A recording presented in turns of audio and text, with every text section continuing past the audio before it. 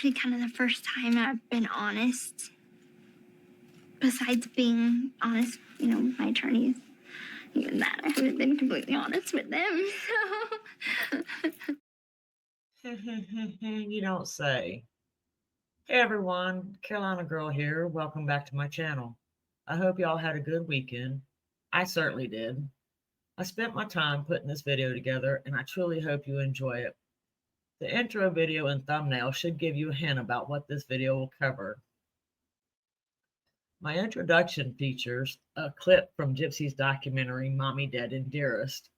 In it, Gypsy claims this was the first time she was being honest, except with her attorneys, and even then she wasn't being completely honest. She gave this interview right after accepting her plea deal, folks. I pulled this excerpt from her book, My Time to Stand, where she admits she interviewed shortly after taking her plea. It says, my public life really began when my family and I participated in the HBO documentary Mommy Dead and Dearest, which aired in May 2017. An independent documentary filmmaker named Aaron Lee Carr contacted Dad, Christy, and Mike about doing a documentary about my childhood and interviewing me. There had been so much press coverage surrounding Nick and me, it felt good to have an opportunity to explain my side of the story. They began production as I was awaiting my court hearing before the plea deal, but I remember vividly that I was interviewed hours after I accepted the plea. And she lied. She lied to her attorneys and she got a plea deal. This pattern of dishonesty appears consistent. She wasn't truthful then, and she's not being honest now. Before going any deeper, I want to discuss the definition of a pathological liar. In my opinion, Gypsy fits this definition precisely. Her picture could sit right beside it in the dictionary. The term for a chronic liar is pathological liar, also known as, I can't see what that word is, phantastica or mythomania. This condition involves compulsive, habitual lying that can be hard to control and may even involve the person starting to believe their own lies. Characteristics of pathological lying: habitual and compulsive. The person lies frequently, often without a clear reason or benefit. Detailed and elaborate stories. They may create intricate, dramatic, and fantastic narratives about their life, accomplishments, or relationships.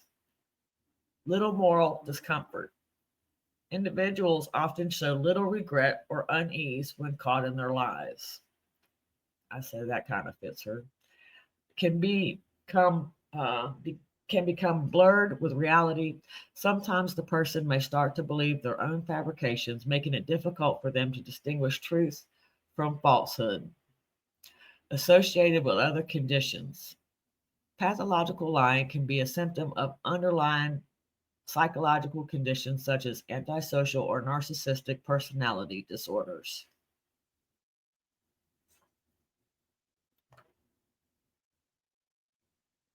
Recently, someone was up on Bree's panel and they asked when people who question Gypsy will ever accept her answers as the truth and take them as face value. Are any of these people going to actually accept your answers for the truth and at face value? That's my Probably never, because it's not interesting enough. It's not Yes, it's clickbait already enough. bizarre enough, but they need more, girl. Oh yeah, they need more. They need more juice.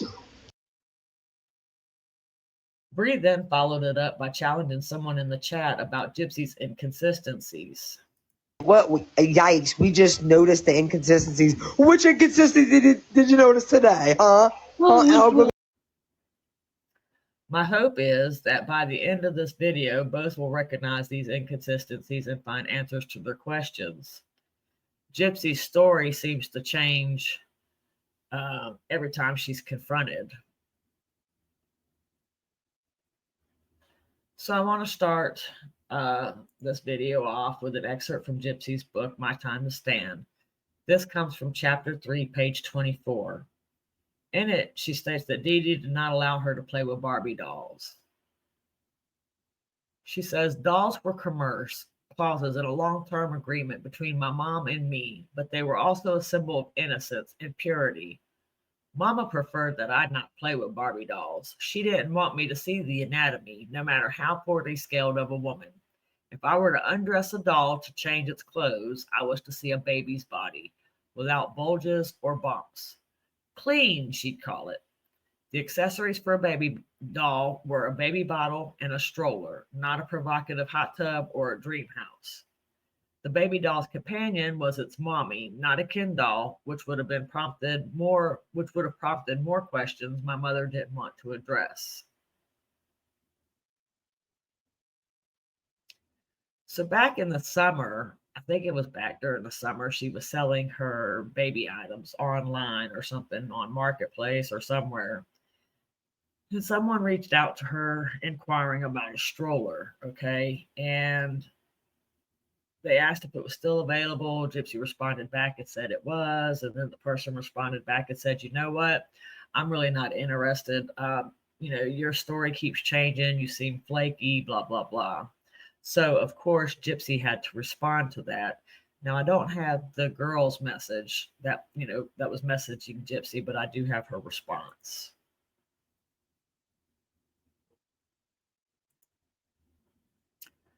So it says, my story never shifts. People twist verbiage. For example, I talked about how my mom chained me to her bed. Then I will say tied. Then they say, well, was it with a chain, a dog leash, a rope? To me, chain means all of those words, mean the same thing, but they trip off the verbiage.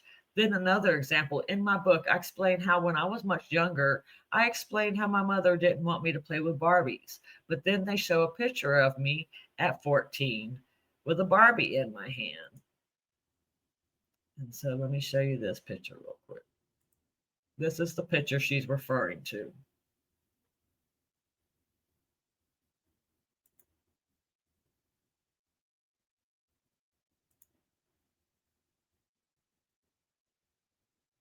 Okay, more details need to be told. My mother didn't let me play with Barbies when I was 6 or 7. It wasn't until I was 13 or 14 that she allowed me to play with Barbies. So then I found this picture.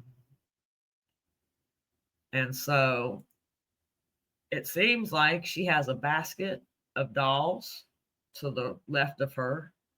She's got a Barbie down here to the right where the Lifetime logo's at. And so, I mean, that looks like a Barbie doll to me. And she looks like she's about 6 or 7 here. I'm really not good with ages, but I know she's less than 10 anyway.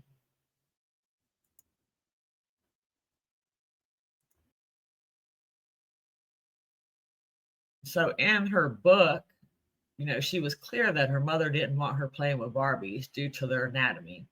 Yet in the message, Gypsy backtracks saying she could play with Barbies at 13 or 14, just not 6 or 7. I discussed all this in the very first video that I did, but I wanted to readdress it because of this. Gypsy was on Bree's Live last week where she gives another account of the Barbie story. Things like the Barbie thing. So when people are like, yeah, you said that your mom didn't let you play with Barbies, but then show a picture of me holding a Barbie. Okay, well, there's more detail to that. So my mom didn't let me play with Barbies when I was, 4 and 5 and 6, but then let me start playing with Barbies when I was 10, 11, 12, because at 10, 11, 12, that's when girls typically start getting into makeup. They start getting into boys, So she contradicts herself. I mean, her mom did not want her playing with Barbies. She definitely didn't want her playing with Ken dolls because that was going to create more questions than what her mom wanted to deal with. So now all of a sudden, that just opened her up to, that was the age that, girls are into boys and they wear makeup and this and that. Before moving on, I want to address the issue about Ken and the window tint. Okay.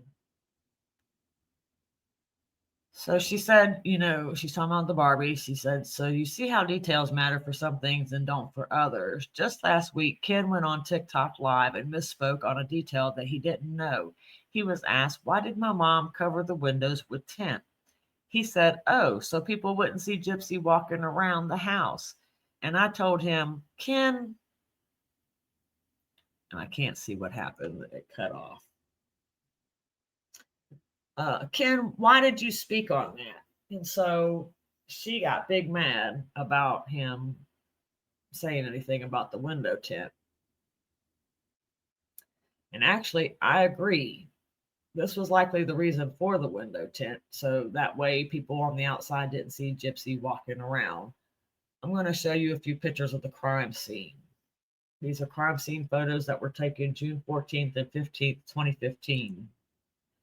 Now, this is a picture of the living room, one shot of the living room anyway. You're looking, if you'd be kind of like standing right, you'd be walking into the front door and you look into the left, and this is kind of what you would see, okay?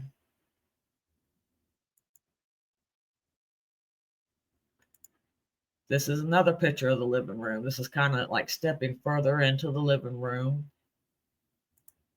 And it's just, it's just cluttered. You got a wheelchair, you got a couple wheelchairs there. They look like they're piled with stuff.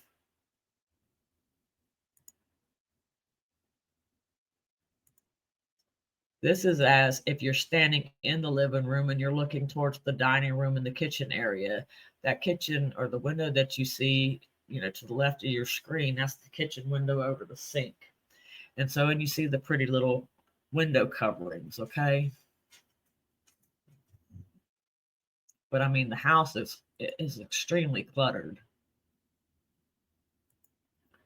This is a picture of the spare room. You cannot get in there at all. And this is the only room in the house that did not have a window covering on it. Okay.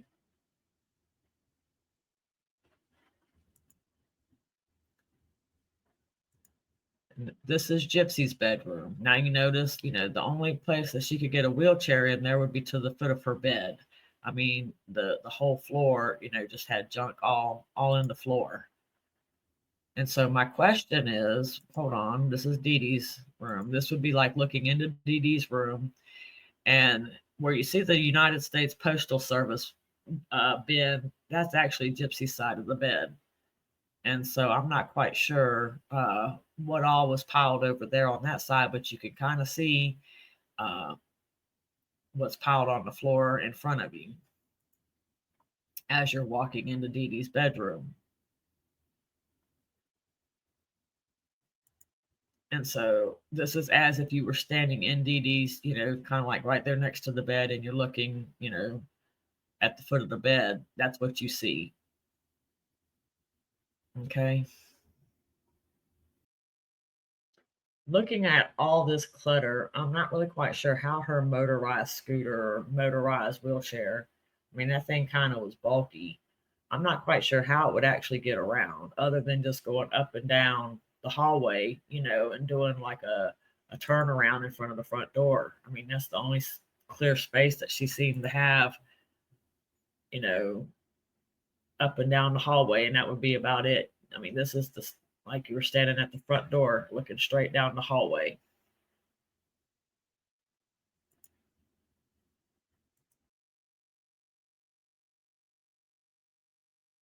Next, I'd like to play a clip of Dr. Flasterstein, Gypsy's pediatric neurologist for Mommy Dead and Dearest. Discrepancy was that for a person that has not walked for 9 years, for years, she should have technically almost no muscles in her lower extremities. But she didn't have muscles that looked quite normal. And she was able to support her body weight. I remember her standing. So I had a big doubt about the whole thing from the beginning.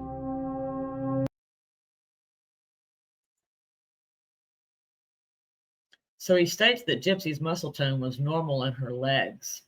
If Dee Dee had truly forced Gypsy to stay in a wheelchair and never walked, she would have lost muscle mass in her legs.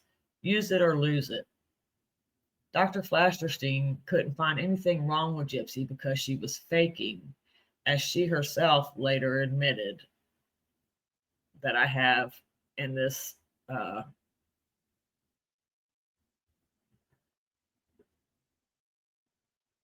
paperwork right here.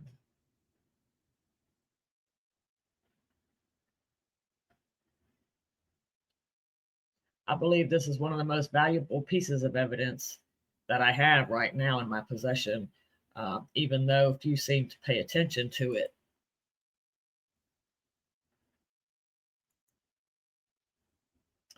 According to Nick Godejohn's appeal paperwork dated April 28, 2021,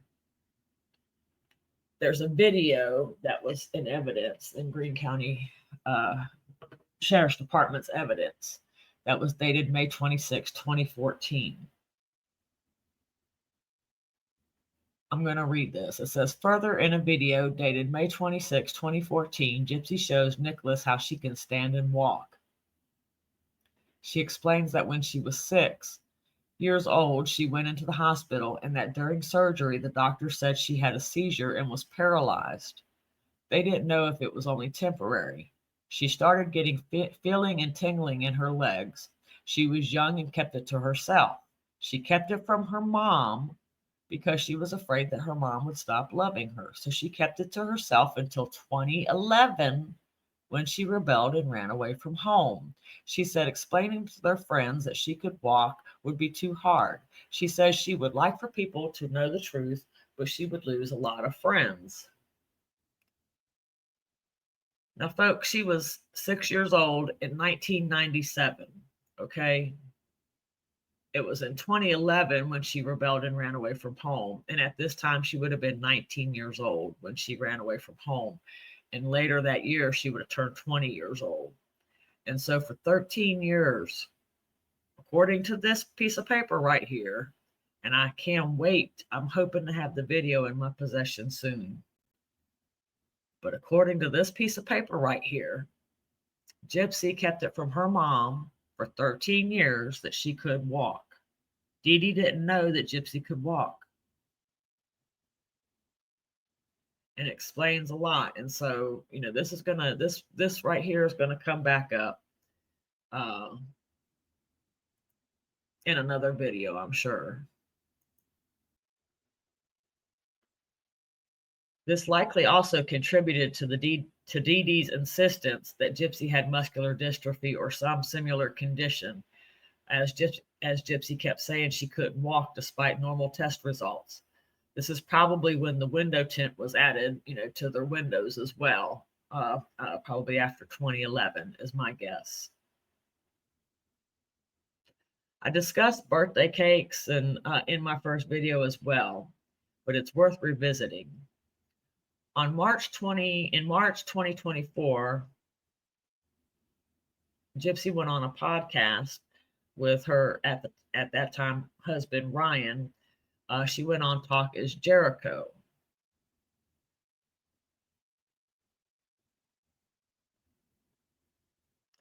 And Gypsy told the host that they never used numbered candles or candles on birthday cakes.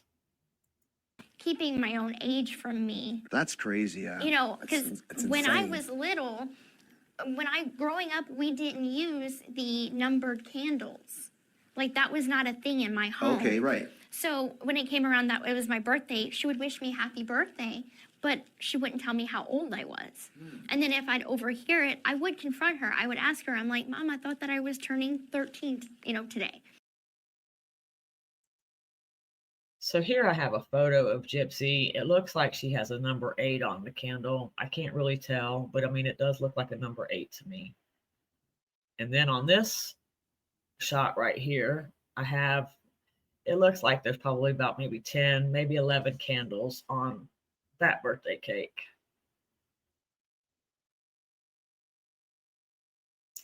Becca Scoops provided this clip for me, where Gypsy is telling Melissa Moore that her mother never used realized candles after the age they of didn't 8. understand that you didn't have a relationship with your dad at that point. But I remember asking you, how did you not know your age? How did your mom hide your age from you? And I remember you telling me that she never put the right number of candles on your cake. Remind me of that. Yeah, About how she hid your age from you. Yeah, so it was happening.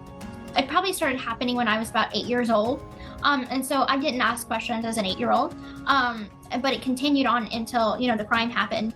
And so I get that question a lot, actually, like how did you not know your age?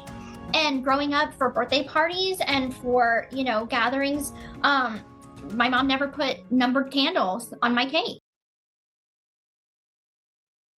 So then last week on Breeze Live, Gypsy claimed they didn't use candles after the age of 13 and even suggested she thought the birthday parties were for others. Birthday candles, stupid shit like that. Yeah, birthday candles. Like, haven't they given to think that the birthday parties that I had, I feel like was for other people? If they had candles on the birthday cake, it wasn't because my mom said, hey, you are this old. It was because, hey, we're having a party where a lot of people are going to be invited. And, at an age, that stopped. So, like, I really didn't have numbers on my candles after, like, 13.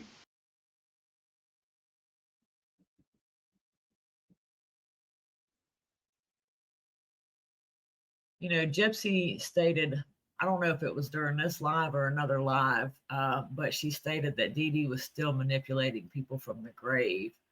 But in reality, it appears to be Gypsy changing her stories whenever challenged. If anyone believes these shifting stories, I have some oceanfront property to sell you in Las Vegas.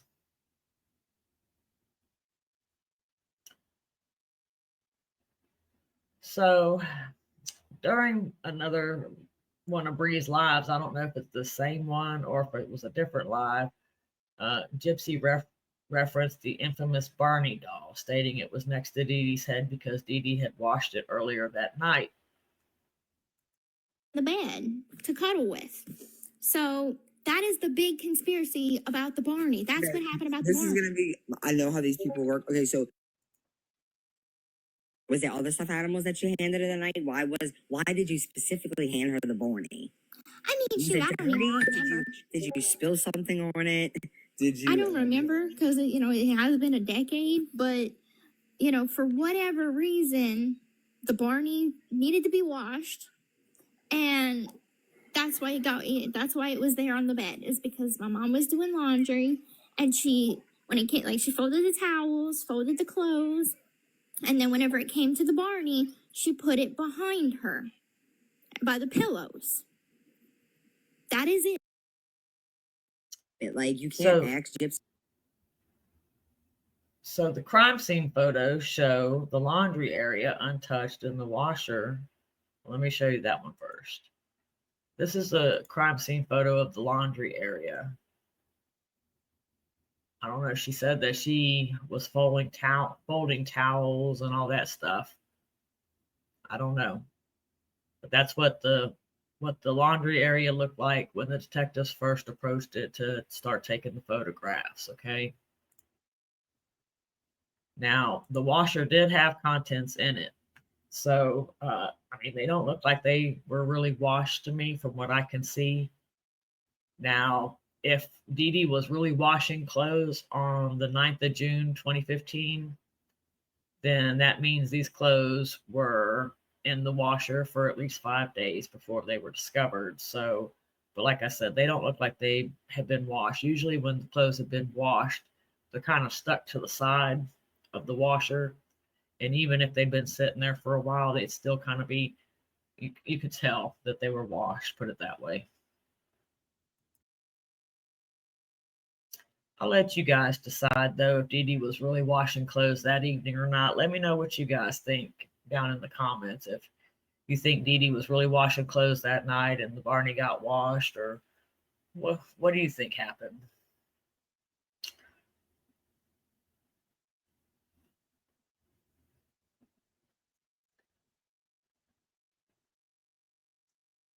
So in a clip from Gypsy's prison confessions, she claims she and Dee Dee watched a movie that night, the night of the murder. My mother and I had planned to watch a movie. Nick had told me that I should tell her that I love her. And so I gave her a big hug.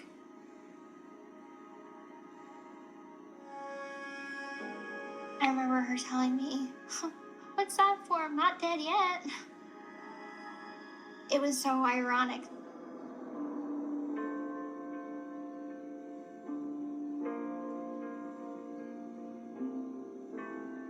I went back to her bedroom and I cried.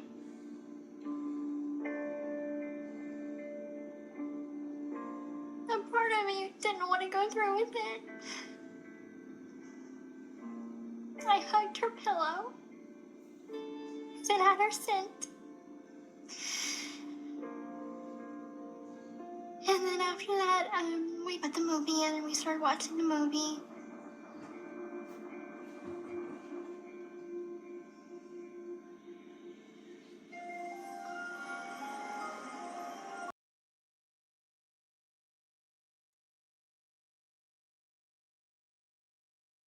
So my question is, if they were watching a movie, where were they watching it at? Because that's the living room.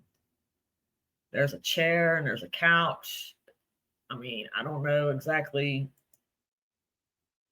and then they had this little tiny TV down here towards the left-hand corner, right above that fan. I mean, so where were they watching this movie at? Do you guys think that they actually sat and watched a movie together? I mean, if Dee Dee was washing clothes, I mean, which is it? Was she washing clothes or did they watch a movie and paint each other's nails? Now, Gypsy's nails were pink in the interrogation videos when they came in to start taking photographs of her and stuff. So she did have pink fingernails.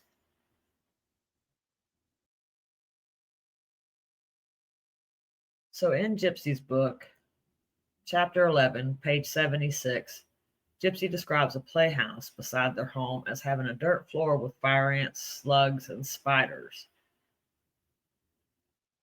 She says, except I never went out there. For one thing, my mother never let me outside. There was never a moment during the day when Mama would ever say, let's go outside and get some sun on our face. Never second, I am afraid of bugs. Never second, I am afraid of bugs, and bugs were everywhere in the shed. The shed might have looked like a mini house, but the inside floor was made of dirt where slugs and fire ants and worse, spiders lived. Lord have mercy. Crime scene photos, however, show the inside did not have a dirt floor or those pests. This is one of the crime scene photos. And you can see that the floor was not made of dirt. And by looking at these crime scene photos, I never saw any kind of slugs. Or there's no fire ants. There's no slugs. I mean, there could possibly be spiders, but I don't even really see any indication of spiders, to be honest with you.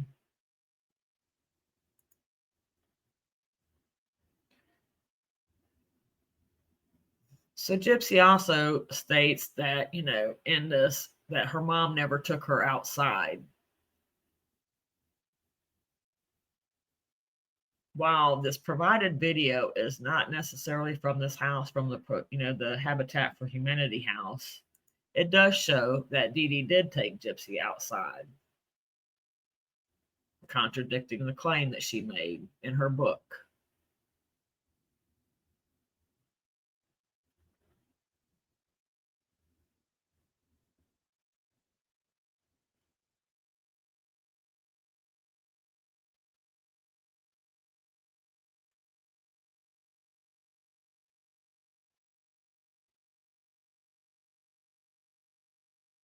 And so another excerpt from Gypsy's book, Chapter 11, page 76, she claims Dee Dee locked her in the shed. Mama, don't just leave me here. Mama, the spiders. The angry clanks of the padlock were her only response. I was hungry, thirsty, freezing, scared, and the most desperate I'd ever felt, and her pills were all the way back in the house. Did Nick get on the bus okay? Is he asleep on the back of a comfortable coach bus, his head held up by the window? Was he a window or an aisle? And so actually this is when Nick came from Wisconsin back in, when did they meet? I think it was March of 2015 when they met at the movie theater. This was during that incident. She's claiming that because she met Nick at the movie theater, Dee Dee locked her in this shed. Okay.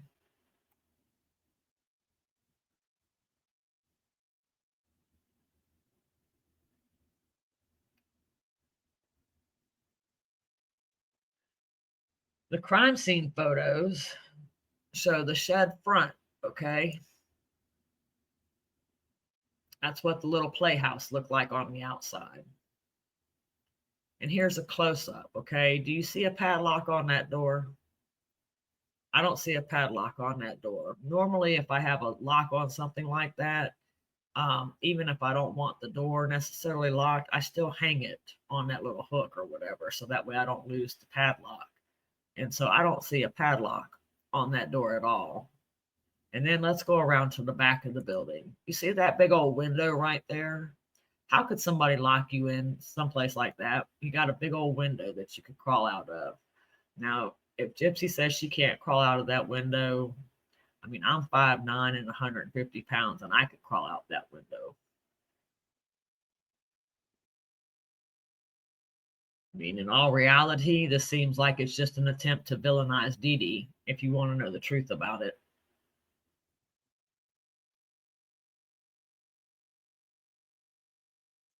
Gypsy discusses a larynx or a vocal cord surgery in her book. It was chapter 12, page 87. She says, after the beating in the alley, the 2 weeks tied to the bed, the BB gun, the night in the shed, a lifetime of lies, spells, isolation, starvation, emotional manipulation, and medical procedures with life-changing side effects, this unnecessary exploratory surgery on my voice box felt most threatening to me. Any slip of the hand could leave me voiceless, mute forever. This is what I believed. This is what I felt. And this is when I thought that finally came, it's me or her. I can confirm that this surgery was canceled. Becca Scoops has a documentation on this. If you want to see her video on it, visit her channel and look under the live titled Facts Don't Lie for more information. I will also link that video in the description box.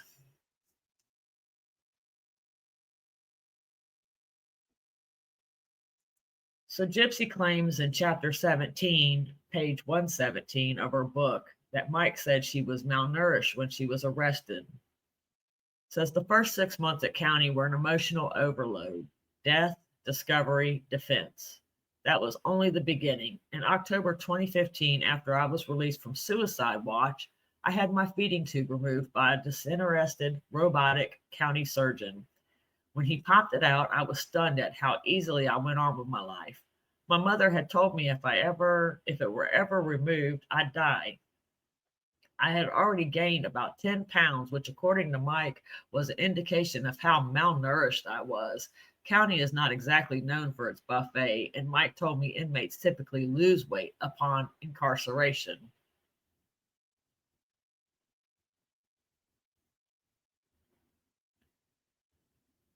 Looking at the photos from the time that Gypsy was actually arrested, this is Gypsy at her time of arrest, okay? I mean, she looks like a healthy, she's at her healthy weight range there to me. She's 4'11", so you got to take that into consideration. She's 4'11". And so the average weight for a 4'11" female typically falls within the following ranges. A healthy weight range is 91.6 pounds to 123.8 pounds. The ideal weight, approximately 100.3 pounds. These values can vary based on individual health factors and body composition.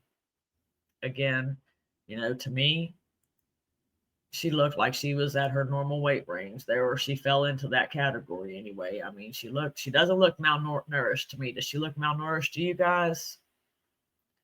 I think that's just another thing, to villainize Dee Dee about somehow, she wasn't malnourished.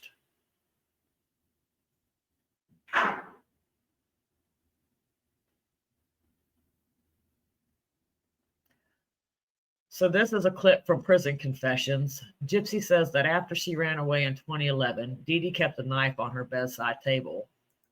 After this attempt, she was very sensitive to when I would move in the bed. And she kept a knife by her bedside table. And she threatened me that if I was to attempt to run away, I would be punished for it.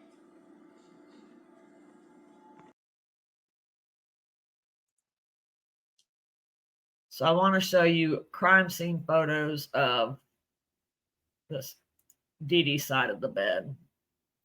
This is a crime scene photo of Dee Dee's side of the bed. You can see her nightstand there. And just by looking at it, I mean, it's very cluttered, but I do not see anything that looks like a knife or anything like that. Not on her nightstand, not below it, not in the little baskets over here.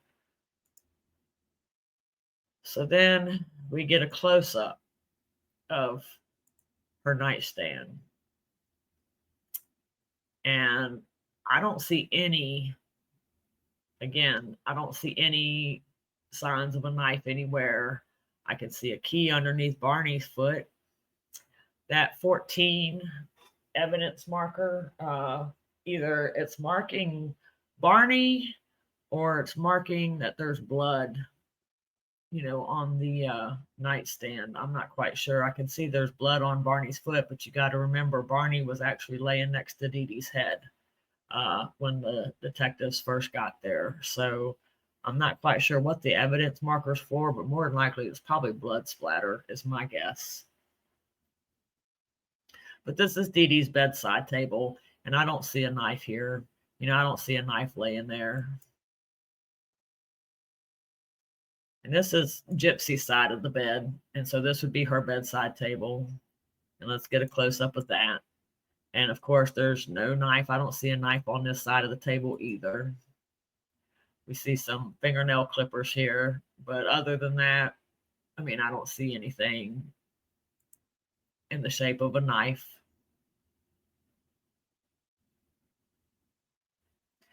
I think that's just another attempt again to make Dee Dee a villain instead of, you know, trying to make her out to be a monster instead of just telling the truth.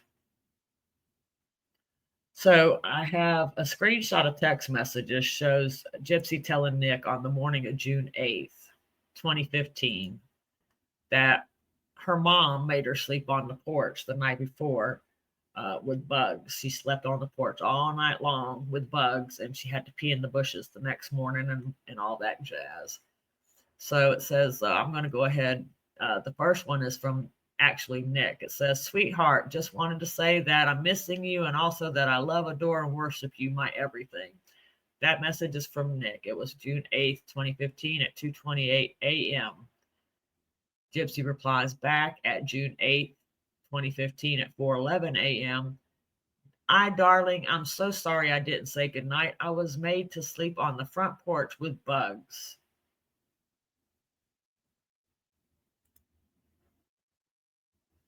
And then the bottom one to the left-hand side, it says June 8th, 2015, 4:12 a.m. I peed in the bushes.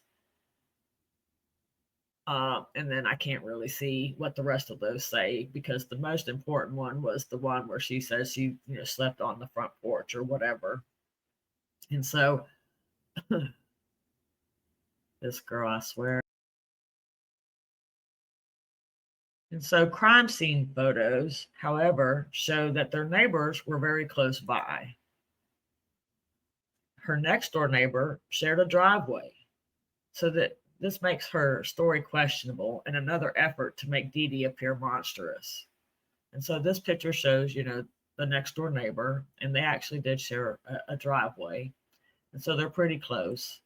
And then this is kind of a different angle, and it shows the house, you know, across the street or across the way. So, I mean, they would have had a definite look at the front porch.